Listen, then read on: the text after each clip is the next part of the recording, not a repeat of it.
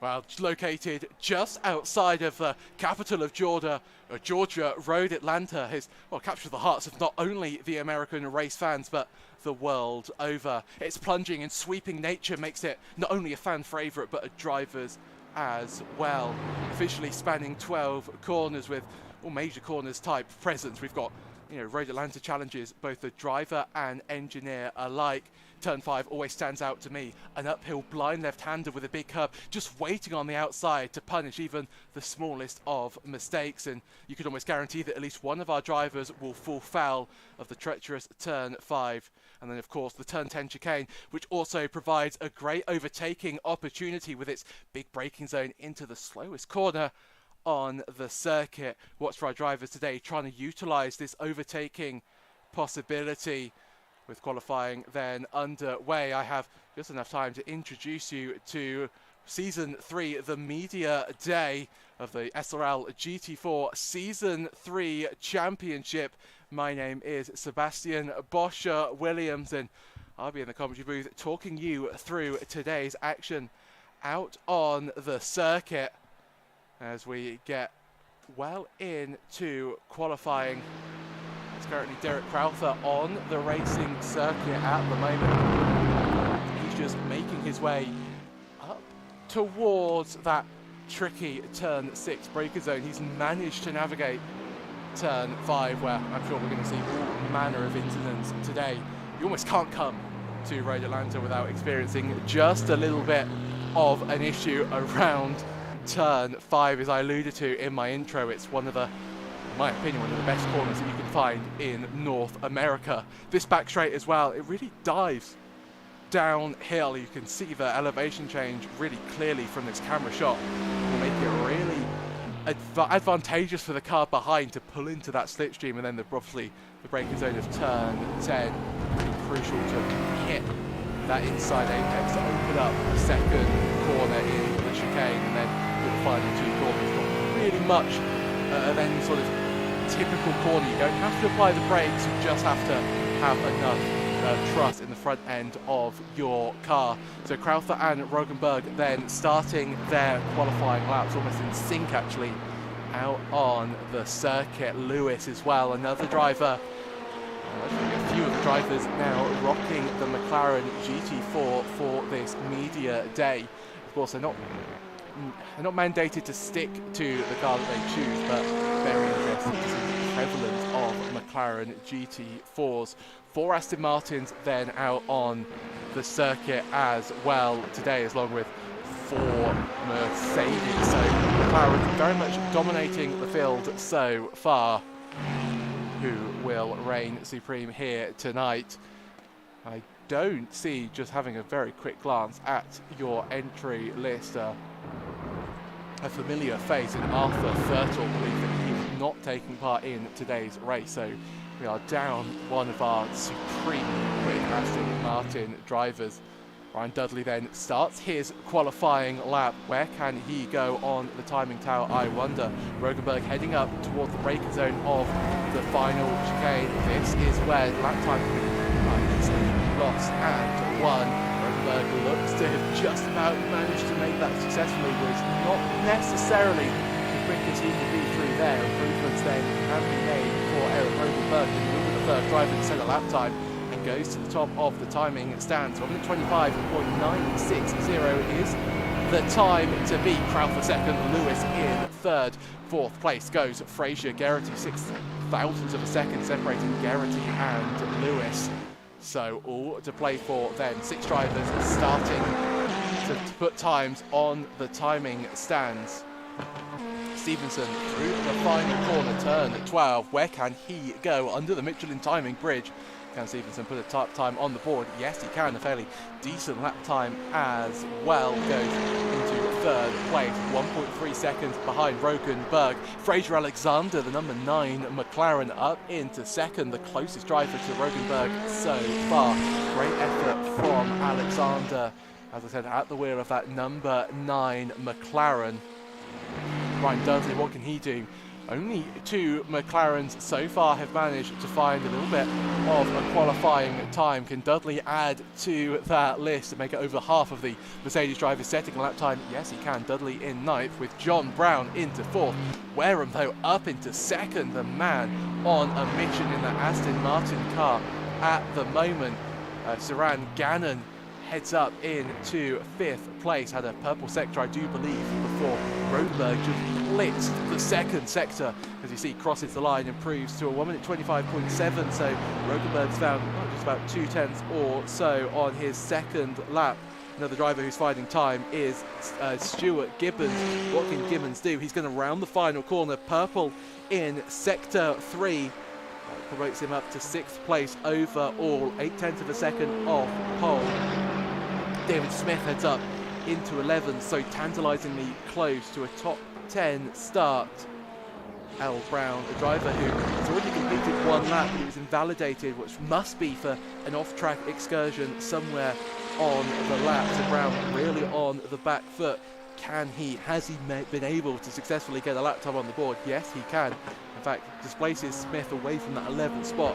So Brown now on the 1 is tantalisingly close to a top 10 start.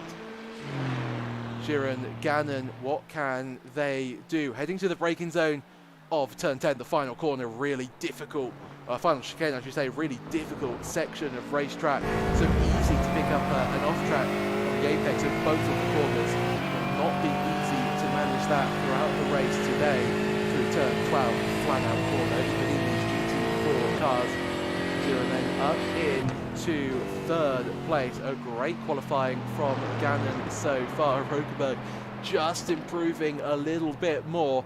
1 minute 25.671 is Rodenberg's time, and he returns back to the pit. So that's Rodenberg's lap times done and dusted. What can Wareham do? Only on lap 3 of his qualifying campaign, so he can finish this lap.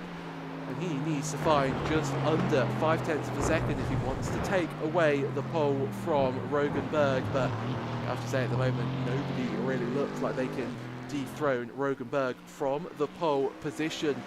McCain on his first opening lap. Where can he go on? The timing stands only 15th place. We expect a little bit more from McCain. I wonder if he's just building up to his 2nd lap. Brown heads up into 10th place, displaces Smith from that top 10. Also Fraser Alexander headed up into 2nd place on his final qualifying lap. So Alexander currently looking at a front row start unless this man Wareham can find a little bit more pace.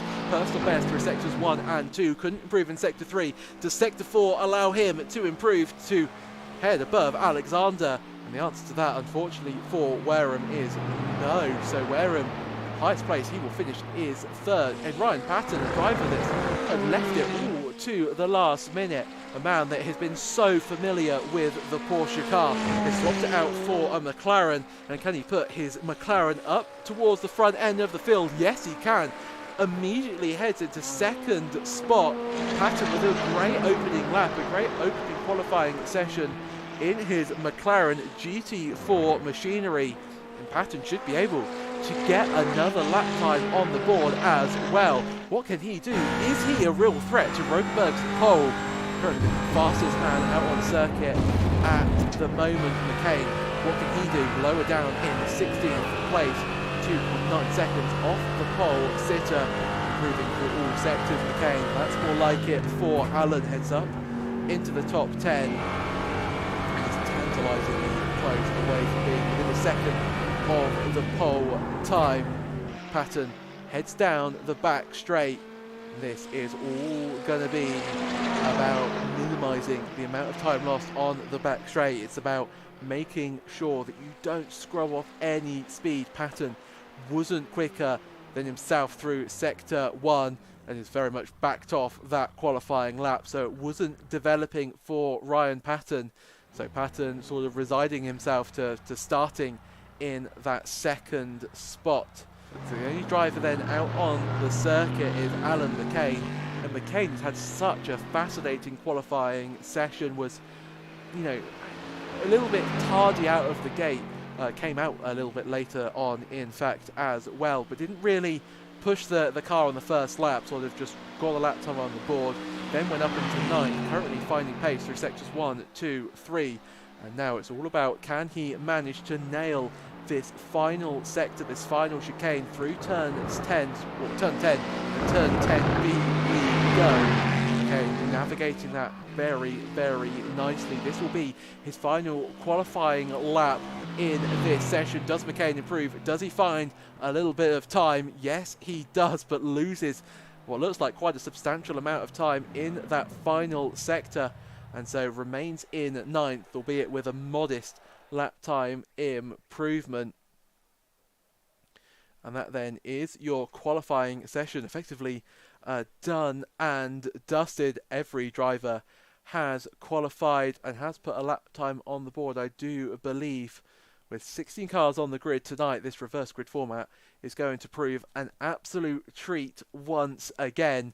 And actually, not everybody will be included in that reverse top 15 race to grid. Because 16 cars, it means that the driver who retires first will be really feeling the disadvantages of that fact. So here is your grid then for the first race of tonight, and Rogenberg starts on pole with Ryan Patton alongside him in 2nd place.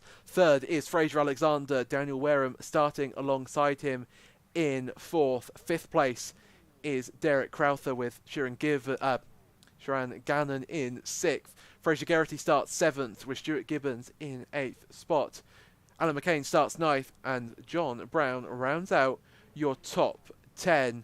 11th spot goes to Daniel Lewis. 12th is Al Brown. 13th, David Smith. 14th is Neil Stevenson. Ryan Dudley in 15th, and Alexandre Longju rounds out your 16-car grid. As you see then, the pace car waiting for the drivers to just get on to the grid. We're just waiting for Alan McCain, the final driver, to get ready, and he has joined the gaggle of cars, so we can skip the remaining 40 seconds or so of the warm-up. And I think that was I think that might have been Fraser Geraghty almost rear-ending another car. Not necessarily what you want to see, but starting on the downhill section, that is unfortunately a little bit of a risk and a danger. So the pink 17 Aston Martin once again will start an SRL GT4 race from pole. He will decide when we get underway as they round the final corner, turn 12. Rogenberg has gone early, really getting the jump over everybody on the field. The two McLarens, Alexander and Patton, side by side. Patton is on the outside, trying to go all the way around the outside of turn 1. Fraser Alexander, I should say, getting bogged down, and now Wareham starting to get a little bit interested as they head up towards turn 2. Oh, a car up in the background there. That's Stuart Gibbons falling further down the order. I think that was contact made for the 47 driver. Wareham still hassling and hustling Alexander up through the S's up towards turn 5. So far navigate successfully. A little bit of dust kicked up from Wareham, but nothing too much to write home about. So it is Rogenberg in the race lead, Ryan Patton in 2nd place.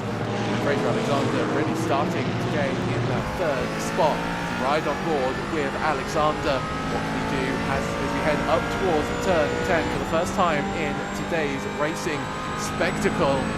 Fraser Alexander gaining just a little bit, but actually Patton starting ever so slightly to pull away. Of course, Rogenberg providing Patton with quite a nice slipstream as we head further back in a battle between Lewis and Brown. Al Brown thought about sending it to the inside, couldn't quite make the move 6, so has to concede and stays behind Daniel Lewis. That's the battle for 9th place overall. Smith managed to continue after that first lap.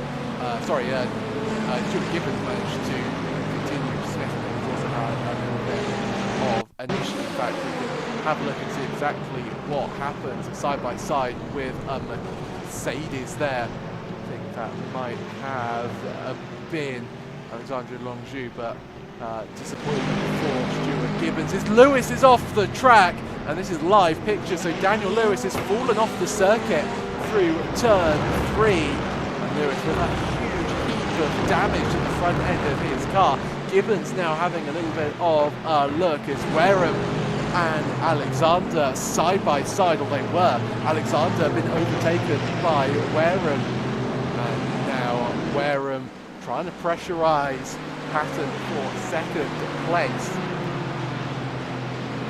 Down towards turn 10 for the second time today. Rogenberg, interestingly, has not been able to escape the clutches of Patton. Patton really still within that slipstream, still within the danger zone if you are Eric Rogenberg.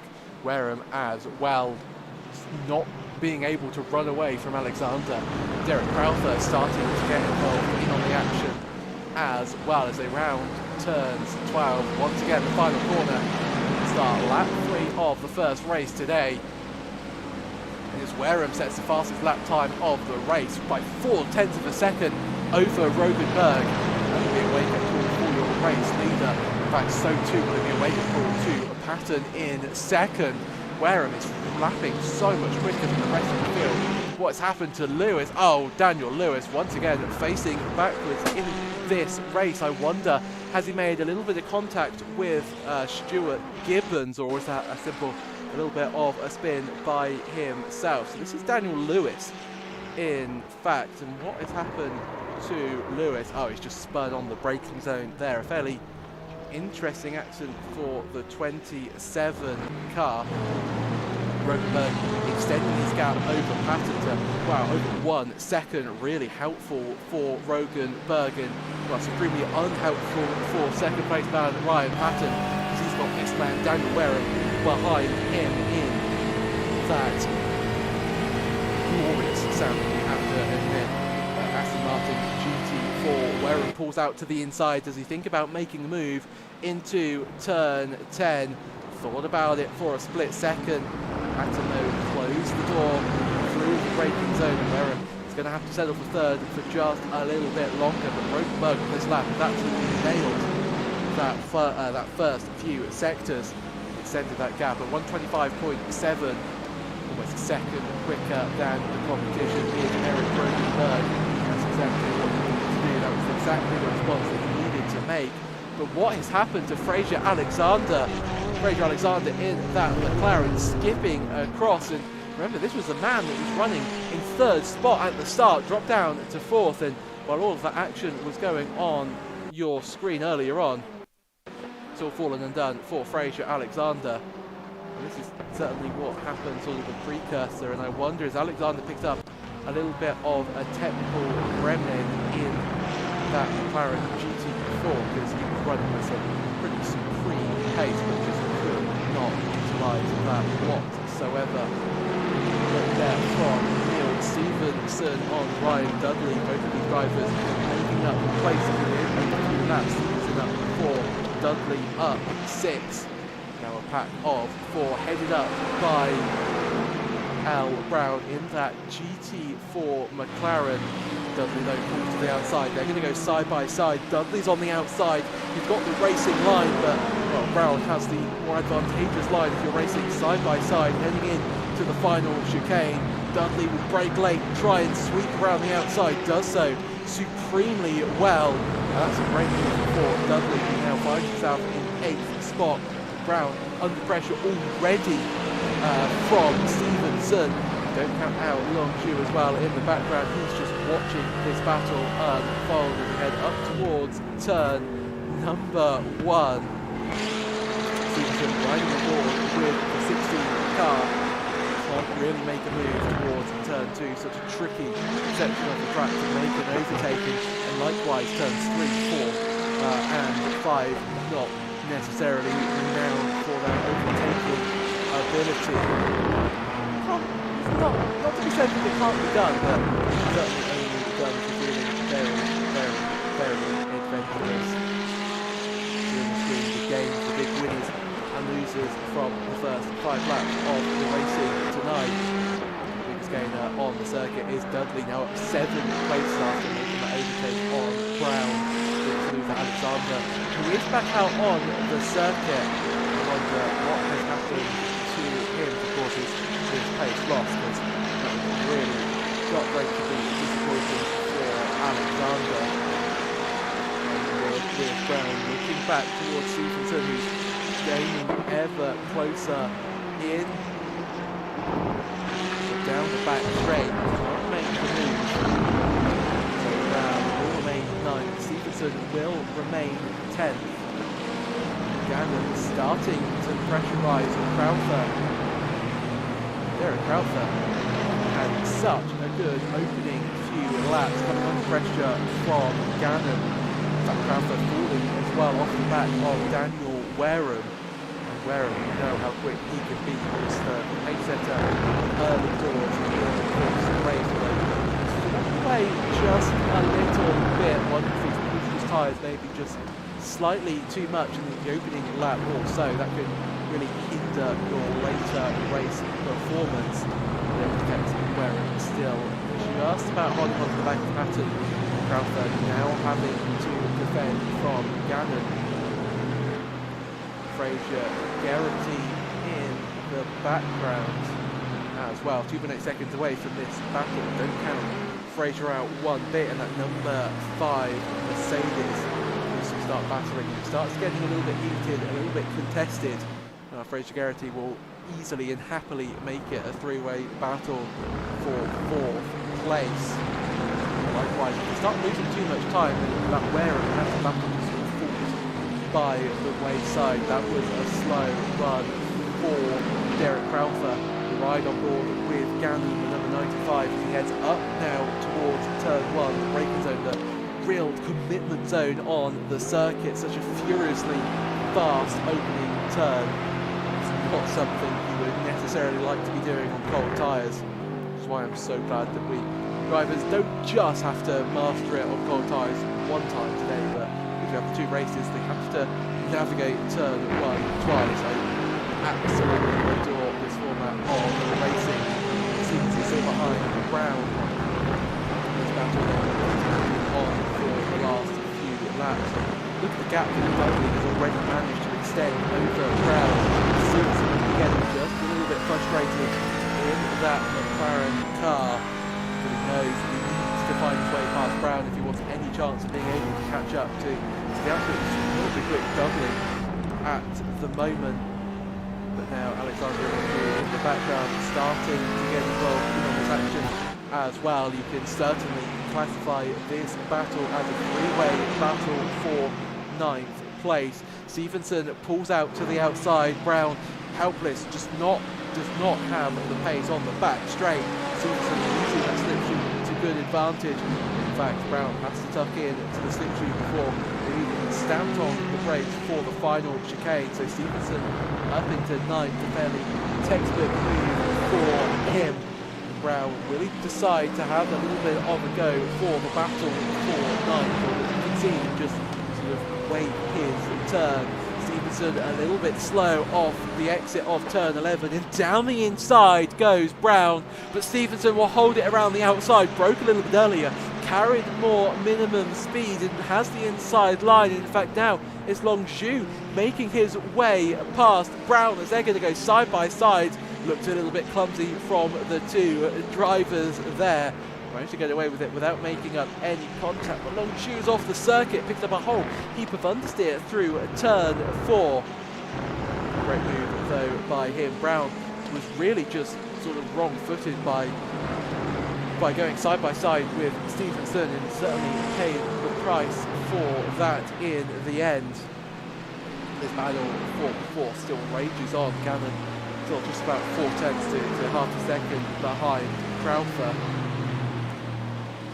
Towards the braking zone they go. Crowther just doesn't think about making, Gannon doesn't think about making the overtake. Likewise, Crowther not feeling to defend this stage. 11.5 minutes gone in this race so far. Will we see in that 4th place when the race tips down to 0, when we have no more racing moments on the circuit? Where is this car in the background out of? I don't necessarily recognise that's a Gannon. I do apologise, I'm getting confused with the commentary booth. So Crowther is fallen is caught up to Daniel Wareham. So Wareham is certainly made a little bit of a mistake. I wonder just he struggled out on the circuit. And that's brought Crowther and Gannon along for good measure. That will give Crowther a little bit of a slipstream advantage, will allow him the benefit of a faster straight line speed, faster as well to get up to that D-Max as well. But Gannon really just hustling that Aston GT4 around the road Atlanta circuit. But it's just so frustrating for Gannon at 95 at the moment. He knows that he's quicker than Crowther, but now that Wareham's back into play and he's providing a slipstream, just not able to make the move. That back straight just isn't long enough, but that's a lock-up. He's gone deep, has Crowther. This is going to give Gannon the great over-under as they head through turns 11 and 12, and it will be Gannon and Crowther side by side. It's going to be a drag race down to turn 1, a battle of the bravest. Gannon still just about got his nose in. He's entitled to stick it up the inside. Oh, contact is made, not one but two hits between Gannon and Crowther, but it's Crowther, but oh, what's this up ahead? It's Patton and Daniel Wareham off the circuit, and that's Wareham both having to reset to the pits. And those two came across an instant very, very quickly, and his Patton dropped it all by himself. Oh, I think he has just lost a little bit of the drive, or over the curb, and oh, careered in to by Daniel Wareham. And those two was definitely out of the race, and heartbreak then for those two involved in that incident. So it's Gannon who runs in that second spot. Rogenberg running away with this race, almost 8 seconds between himself and second place. So Gannon and Crowther both being promoted up to the podium spots, but currently stands as Gannon getting that higher podium step than Crowther. The background for Fraser Garrity just slapping away. He's got a little bit more of an incentive to start putting in some lap times, to start finding a little bit of pace out of his back pocket.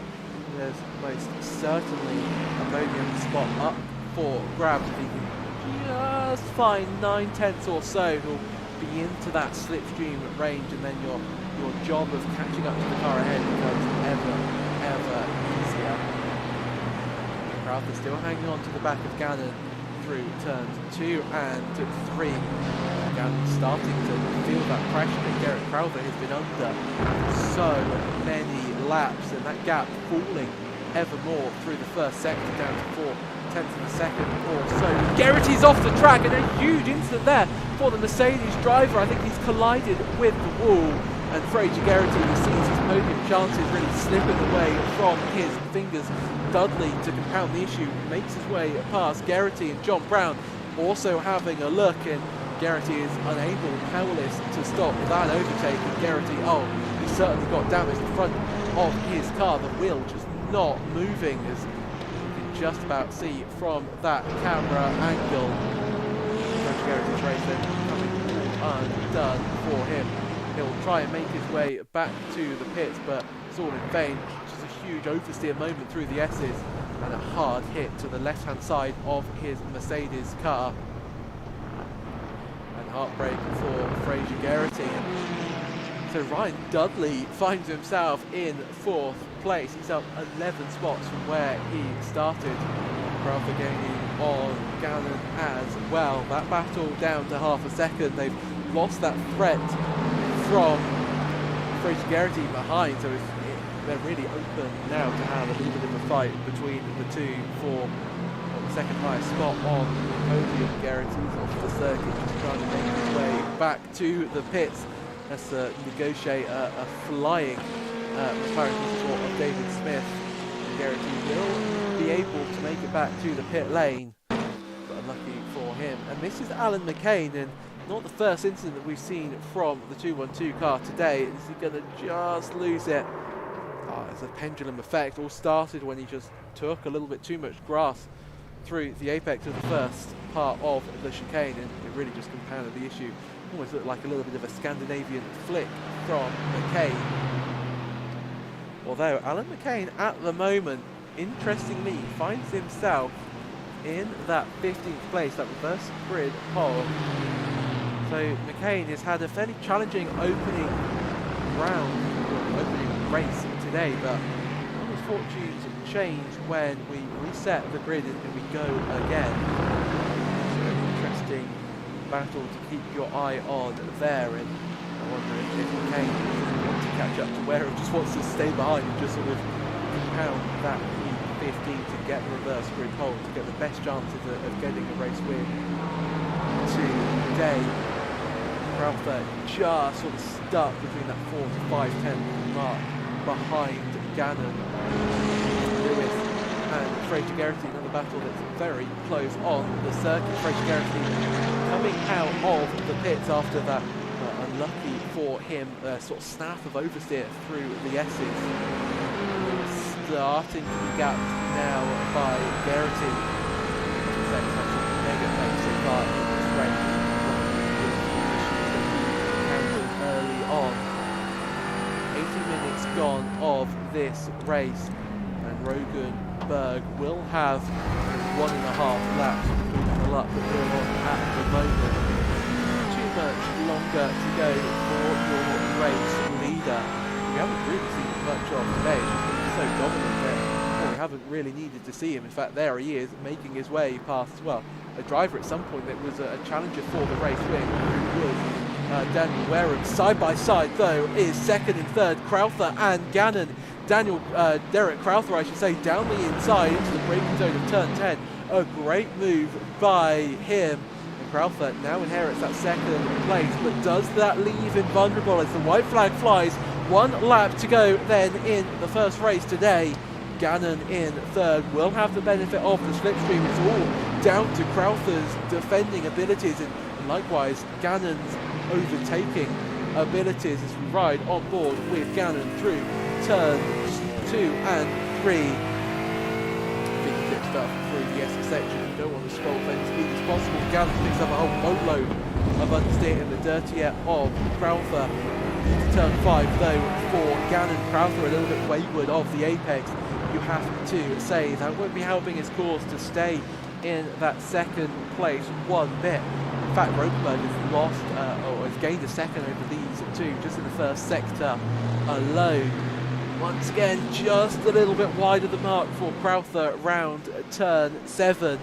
As they head up towards the final braking zone of this race, Gannon can just start to gain in on the back of Derek Crowther. Crowther doesn't have the beauty of slipstream. Crowther is going to have to surely pull to the inside to try and defend. Does he? No, doesn't feel the need to do so one bit, and will not feel a challenge from Gannon, but it will be Eric Rogenberg crossing the start-finish line to win here today in fairly spectacular fashion. Congratulations to Eric, and then it's this battle for second spot, but it will go Derek Crowther's way, and he finishes in second with Gannon in third. Dudley finishes fourth, Brown fifth, Stevenson sixth, Longju seventh, Brown in eighth, although Alexandra and Brown having a mega battle up to the line, 800ths of a second separating those two on the final lap. Brown had a mega final lap, in fact that's personal best for good measure.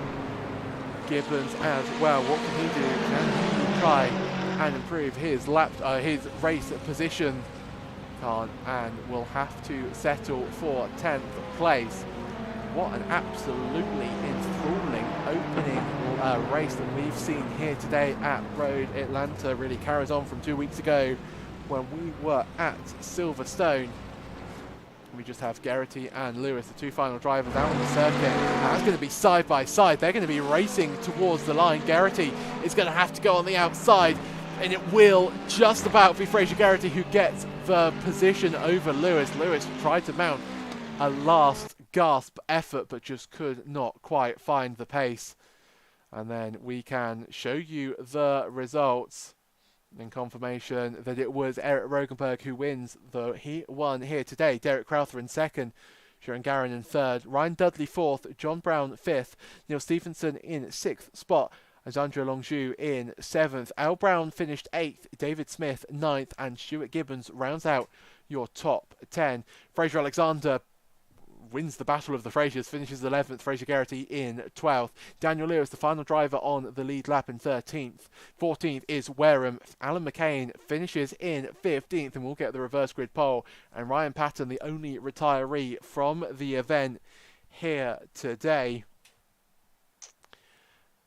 And with the warm-up just about getting underway, we'll go to a very, very quick break before we're back to bring you the final race of tonight. So I will see you in a very, very few moments.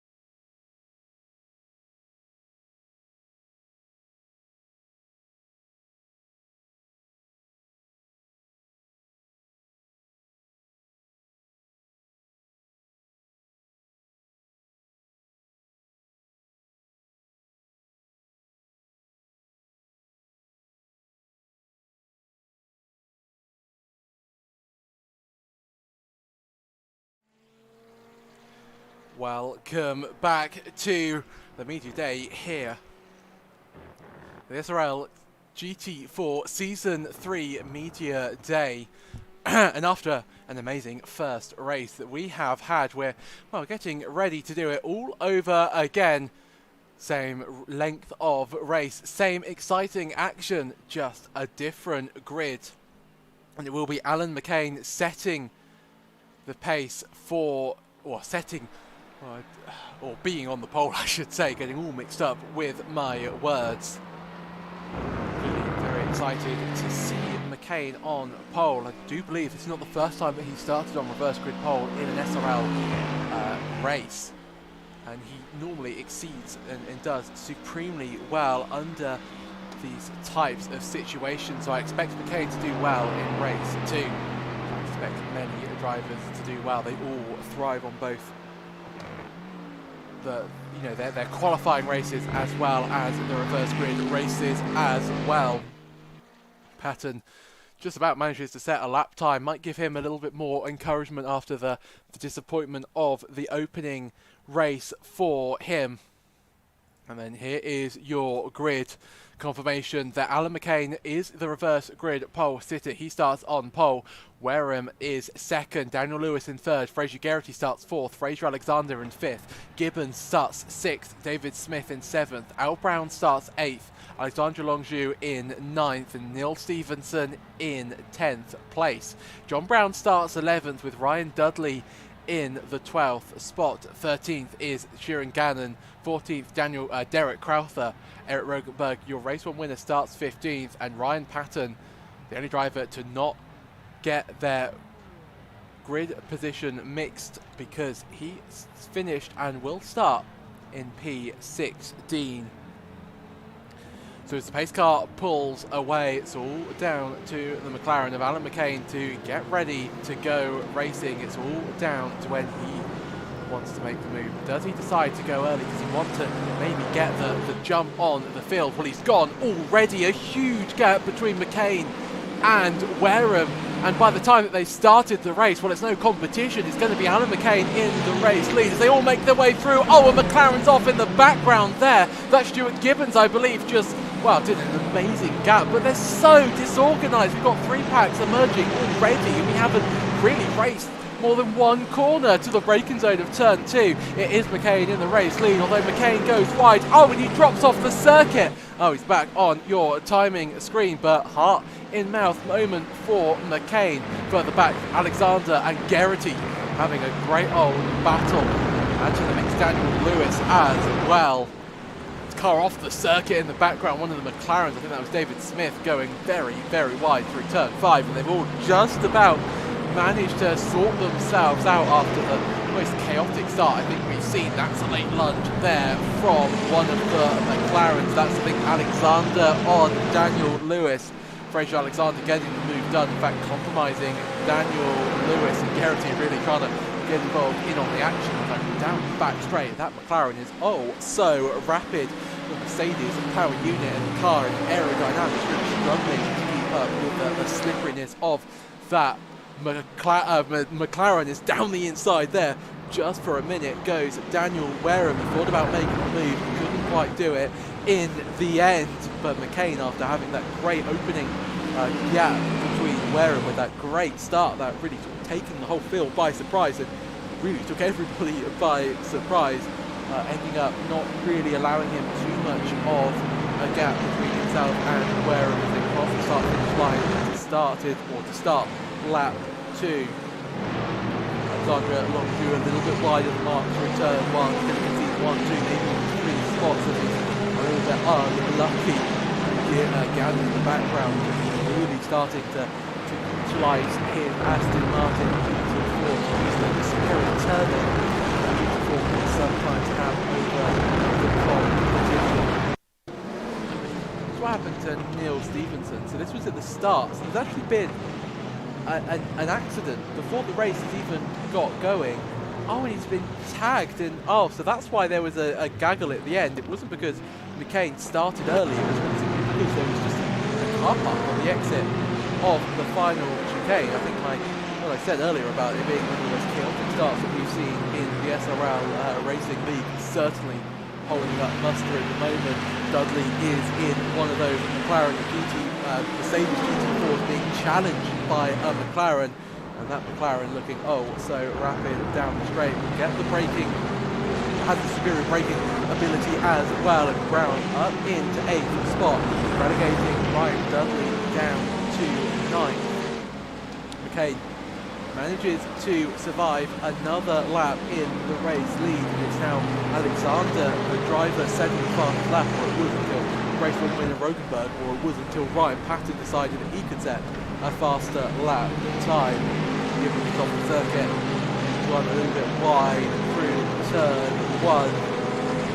What you have is pause here today, 1 bit, and wow, Gibbons currently running 7th. Eager to write home about this race, really struggling at times, especially in race number 1.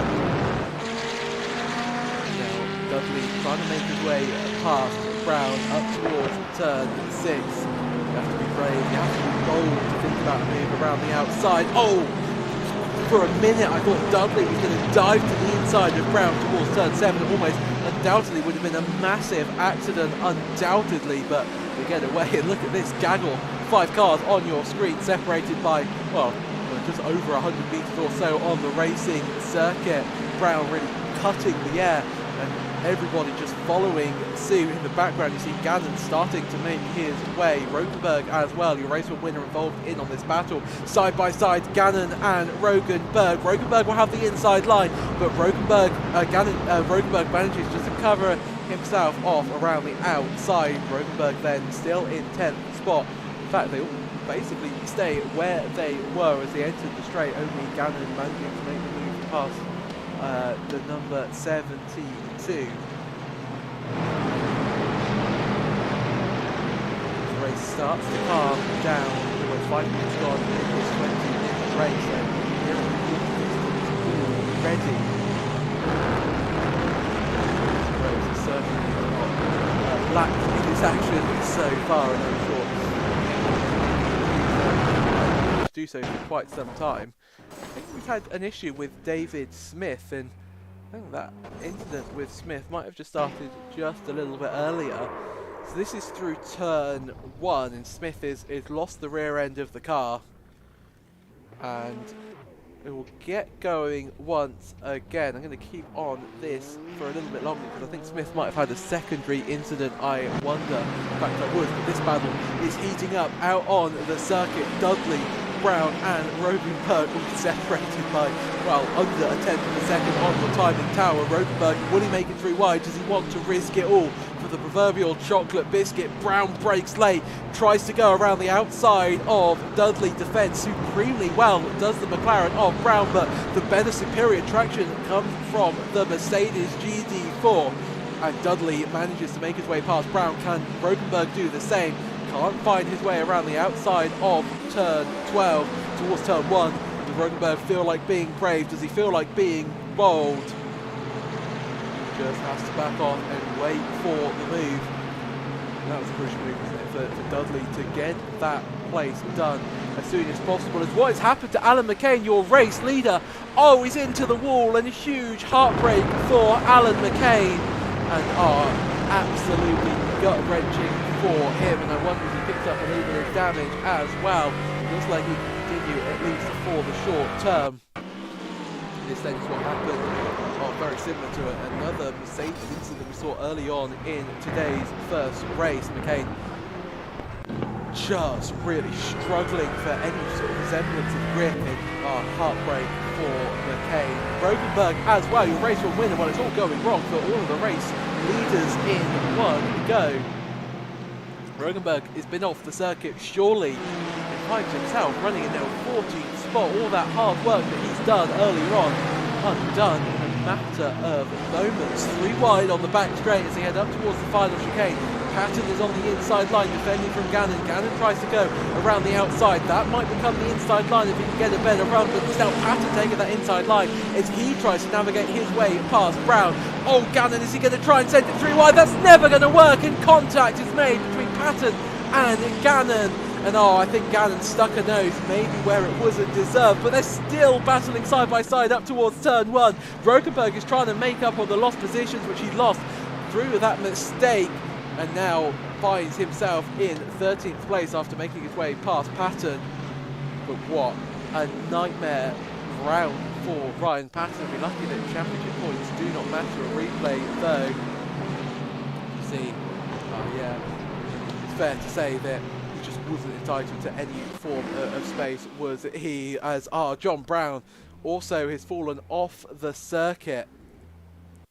John Brown, what has happened to him? This is through the S section, runs wide, like we've seen the McLaren, the Mercedes do, but just runs off all onto the curb and spin round. Oh, so closely avoided by Lewis, then Gibbons, and then Dudley. Manages to neatly make his way off the circuit, but heart in mouth moment. Ryan Dudley, a man on a move at the moment, makes his way past Gibbons. That's for 5th place. Ryan Dudley has got a little bit of work to do, but still has just under 12 minutes to go. So looking at a top 4.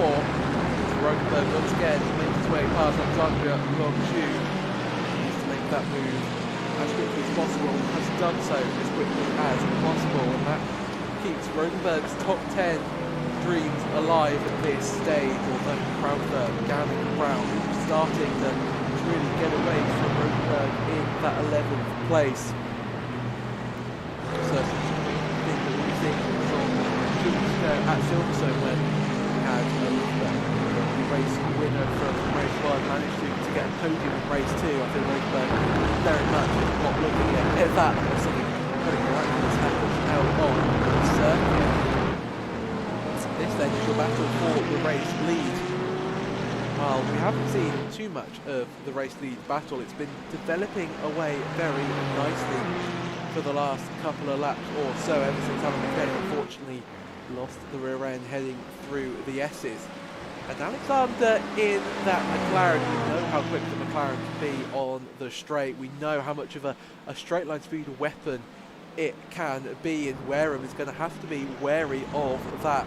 He's going to have to manage the exit of turn 7 as much as he can, just nail it every single lap. And that's a fairly tall order to do for the next 10 minutes, certainly after being under so much pressure from Alexander. And then third, Fraser Garrity, who's likewise under pressure from the McLaren of Daniel Lewis. And these two, well, they can be a factor in the race win today, although they need a little bit more luck and a little bit more pace. This Daniel Lewis was certainly off the circuit there through turn 2. Surprised if he doesn't encounter a little bit of a slowdown. Very firmly off the circuit. Gibbons. Oh, what? Gibbons is off the circuit, and that's not what you want to see. A backwards facing McLaren rolling down the hill. As a change for your race lead, Fraser Alexander taking the race lead. What has happened to Daniel Wareham? Is Wareham had a little bit of an excursion off the track, I wonder? Yes, he can through turn 5, no less. Oh, and is he just about avoided the barriers? I think he has. Supreme car control luck from Wareham. Not quite sure which category it falls into, but that's allowed Fraser Alexander up into the race lead, and Wareham once again finds himself on the back foot, but is no mean down and out in this race. Further down the field, that battle for 7 still raging on. 4 cars separated by a second or so on the racing circuit. Brown, Gannon, Crowther, Rogenberg. Berg looking towards Crowther, sends to the inside, goes Rogenberg. Late lunge there, gets the move successfully done. Looked a little bit like Crowther, just backed out of it, knew that that move was inevitable, and it's no point fighting and costing himself time. Let the fast driver go through and live to fight another day. Same thing got me set from Brown and Gannon. Brown is really defending hard. Of course, he's got every right to, and he's doing, I have to say, it's a brilliant job of that so far through turn 1 up towards turn 2. This is Gannon's real final overtaking opportunity for half a lap or so. Can't get the move done, so Brown leading this pack once again through the Essex section, and Rogenberg right in on that action as well. Count him out for a good result in today. He gets a great run heading out of turn 5. Can he utilise that? Has he got anywhere to go on the circuit? To the left of him he has an Aston Martin, to the right of him he certainly has a McLaren. He's stuck in the middle with them. Gannon and Brown side by side. Gannon tries to go all the way around the outside of turn 7. A supreme move there by the Aston Martin driver, but Rogenberg gaining in on the background of Gannon as they head up towards bump drafting. Really NASCAR-esque tactics. You've got a line of Aston Martins. It was a line of Aston Martins until Crowther decided to pick the other line to try and chance his luck to really try and go with Brown. Brown is going to brake late. That would be a supreme move if he can make it done. And you know what? He has. Brown retakes that 7th spot. Oh, and Gannon makes contact with the back of the McLaren of Brown as he head towards the final corner. This is where it all came undone for him and Patton. But this time it all manages to go without a hitch. But Rogenberg down the inside, makes his way past Gannon. Gannon pulls in and almost hits Crowther. Gannon sends it up the inside of Brown, but Brown still holds on against Sheeran Garron, but it will be Eric Rogenberg picking the pocket of both of Brown and Gannon, and Rogenberg up into that 7th place. 8th spot is Brown. Sheeran Garron, Gannon must be just so frustrated with seeing the back of that McLaren GT4 because he can't do anything to avoid just seeing it through the S's. He's tried to dart left, right, this way, that way, and to absolutely no avail. Further up the field, this will be a sight for Rogenberg's sore eyes. I am sure these two Mercedes battling it out. Dudley and McCain. Ryan Dudley in 5th. Alan McCain trying to recover, trying to make up a few more places. And McCain is on that inside line down towards the braking zone. He, in theory, should have the better line for the overtake, but they're going to go side by side through the first part, through the second part. Dudley manages to stay ahead. Can he get a better run through or down the hill towards the final corner? Dudley defends on the inside. Oh, but contact there! How did they not end up spearing off the circuit in opposite directions? I will never know, but McCain kept his foot in. Certainly wins the bravery award today, even more so with a damaged car, but McCain has overcooked it through turn 1 and lets Ryan Dudley back past. And just as I was singing his praises for Alan McCain, as I can add another tale of woe to his race, and loses that spot once again to Dudley. Rogenberg is just catching that hand over fist and bringing along Brown, Gannon, and Crowther for good measure. So Alan McCain's race well, certainly has the scope to go from bad to worse.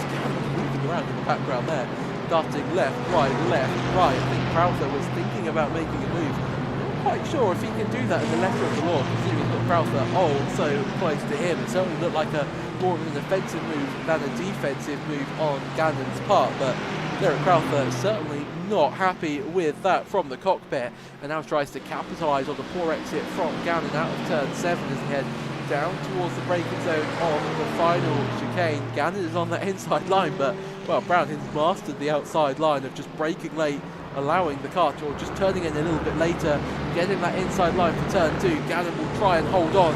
They're side by side, but Gannon's off the circuit. And Derek Crowther, hats off to you, good sir. Great move there on the outside of the first part of the chicane. That became the inside for the second, but they got the move done well before he needed that inside advantage. Ryan Patton, the driver who's been unlucky in today's race, finds himself just behind John Brown. Brown defends to the inside. Ryan doesn't feel the need really to do too much at this stage, just takes his racing line, just wants to carry more minimum speed through turn 1, knows that there's no real opportunity to overtake from now on. You just have to sort of wait your turn, maybe into turn 6 if you're feeling brave to the inside, but realistically it is towards turn 10.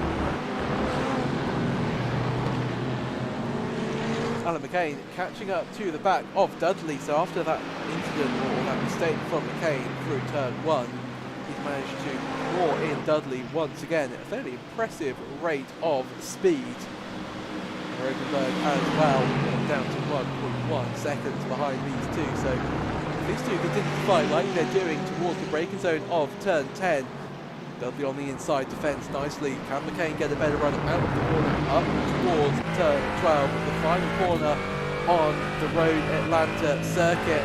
McCain, got a little bit of understeer. Of course, he's carrying a little bit of damage to that car, undoubtedly after hitting walls, fairly a high rate of speed impact.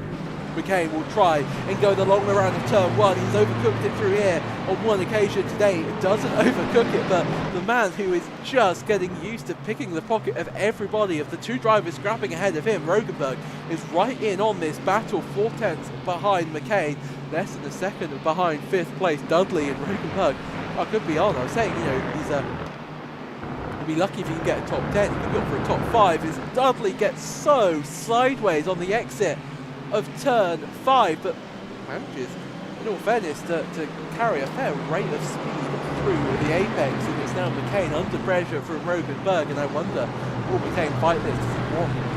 Does he want to be the one to make it past Dudley, or does he mind just sort of letting or easing Rogenberg by to fight with Dudley, to maybe Rogenberg can make a move on Dudley for to do what Rogenberg has done and to capitalise on a fight up ahead of you? wonder what McCain's tactics will be. McCain doesn't look too eager to defend to the inside, but breaks a little bit later than Rogenberg. Rogenberg as well, another driver not really too fast to make it side by side, as they talking side by side between Crowther and Gannon. Here we go. Gannon and Crowther still side by side on the exit. Brown is well involved as well. Al Brown has just been in every battle and still, oh, but two cars are off, and it's McCain and it's Eric Rogenberg, the two race leaders here today off the circuit, and disaster, heartbreak for those two. Brown still manages to hold on over Sheeran Garrett, but what happened between Rogenberg and McCain, I wonder. Towards the final corner, oh, and they just sort of both arrived at the apex. McCain got the tap from behind, and Eric Rogenberg there, a little bit of a mistake by him, I wonder. We bring you live pictures. There you go, live pictures very much resumed. Both McCain and Rogenberg still running. McCain 9th, Rogenberg in 10th. So this battle now for 6th, 7th and 8th. And Al Brown, I mean, hats off to him. He's done an absolutely supreme job so far this race of keeping anybody and everybody behind him.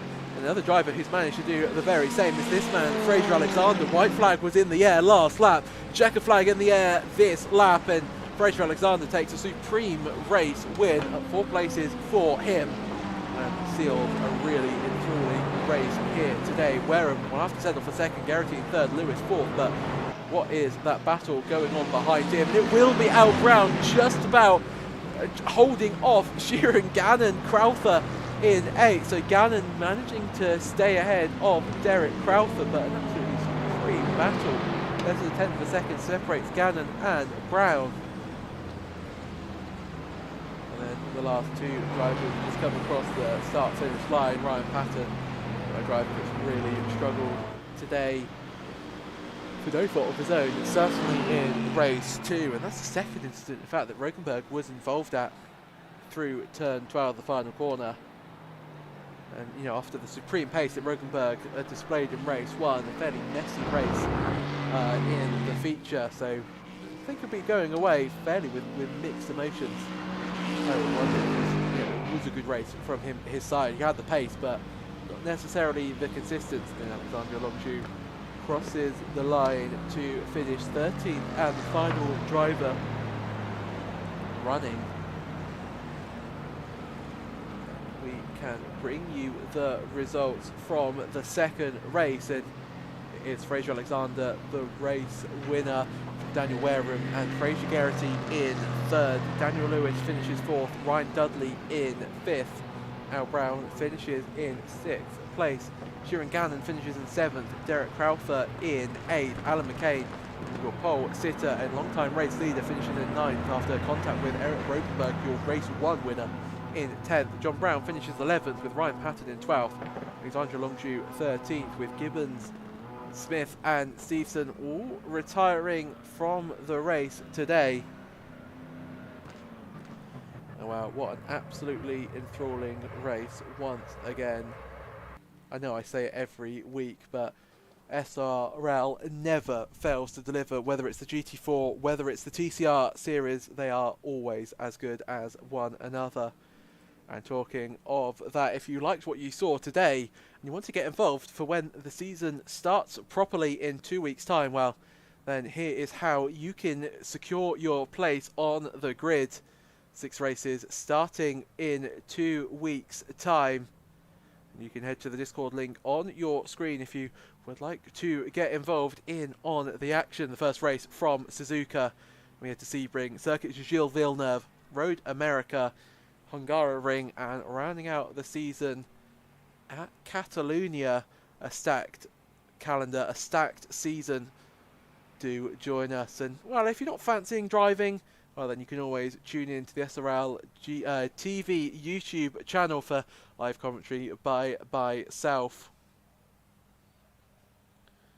Is what an amazing race that we have had today, and I wonder if we might just be able to bring in a few of our drivers from today's proceedings. as we just wait a few more moments for them just to turn up into the waiting room. You know how amazingly punctual racing drivers can be. Of course, I do know that they have many more important things to do than coming to talk to me in the commentary booth, mainly celebrating a supremely good race victory. But we will get them into the commentary booth. And I do believe that we might just be able to have a chat to our race winner in the second race. Do believe we are joined in the commentary booth by our race winner, Fraser Alexander. Fraser, welcome to the commentary booth. That looked like a supremely fun race out on the circuit. Yeah, no, it was absolutely fantastic. Great to be back. I missed a few races last season, so I'm pleased to be back here. It just looks so fun. I mean, thoroughly enjoy sort of riding on board with you at times. Are you a fan of Road Atlanta? Because it certainly looked like it from the cockpit.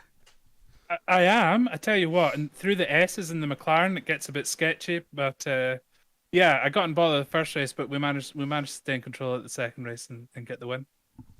Certainly looked that way. You know, are you going to be back for the season? You said you missed a few races last season. Are you thinking of trying to run the whole season? Absolutely, I'm committed this season. I just need to get my consistency up, and then we'll try and make a run for it. I think your consistency looked pretty good in race 2, if I'm honest. You just sort of had the pace over Wareham, and then as soon as Wareham made the mistake, you know, you capitalised on it, and then you just sort of ran off into the distance. Yeah, I appreciate that. Yeah, no, I felt I had a good race and kept it under control. So the first race in 2 weeks' time, we head to Suzuka. Is that a track that you particularly like? Yeah, I don't mind Suzuka. Again, the S's section I think is where I have the most difficulty. But if we can get around there fine enough, then we should be pretty pacey. Awesome. Well, we wish you the best of luck, Fraser, and thank you so much for coming to talk to us on the broadcast. Before we let you go, is there anybody you'd like to give a shout out to at all? A shout out to, I tell you what, I'll get my mum to watch you later. All right, Mum. Hope you enjoyed the race. Oh, we've never had somebody thank their mum before, and we should all do it. That's lovely, Fraser, and thank you so much for coming to talk to us in the commentary booth. And once again, congratulations on your race win. Cheers, appreciate that. Good job. Thank you very much, and good job to yourself, Fraser Alexander. There, your race 2 winner. I wonder if we can have a little bit of a chat to another driver on the podium. I think we might just be able to bring in Fraser Geraghty. Fraser Geraghty, welcome to the commentary booth. You started in 4th in race 2, finished in 3rd. That looked like a fairly fun race for you out there. Yeah, it was a bit of a struggle in the compared to the McLarens. Just couldn't keep up with him down the straight. That's the only frustrating thing. But it was fun. Didn't spin it second race, so that's a win-win. Those McLarens looked so rapid in a straight. Is that just sort of something that's sort of inherent to the car itself? Is it something to do with the setup that they were running around the circuit? What made them so quick? The McLarens have always been quick in the straight, but drafting a McLaren around here is a little bit overpowered, shall we say. But if you're out the draft, you can't catch them. So are you pleased with a 3rd spot then, or you know, if you think that maybe if you'd have gone for a different car, you could have been sort of further up the field? No, I'm pleased. I'm gutted there's no points, but it's what it is. It's always the case. You always have your best races when there is no points up for grabs. But it's always media day. At least you're on the media, so there's something positive. But we head to Suzuka for the first race in 2 weeks' time. Is that a track that might suit your driving style, and you might be able to get a podium maybe? We'll find out in 2 weeks. I admire we'll see your what confidence happens on the night. Yeah, there's no confidence. I don't think I've done well around Suzuka, so we'll see. And are you committed to running the Mercedes for the season?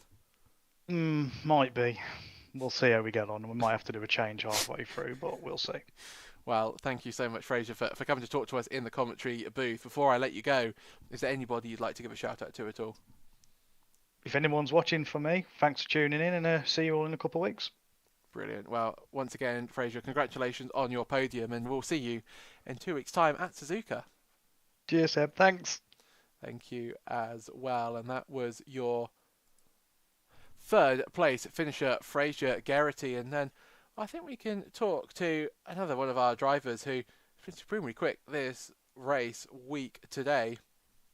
And we are joined by Derek Crowther in the commentary booth. Derek, that looked like a really fun race for you. Both race 1 and 2 provided you with a lot of action, but talk us through that race 2 battle. I think, for the whole entire race you were in a 3-4-way battle. Looked like a whole load of fun.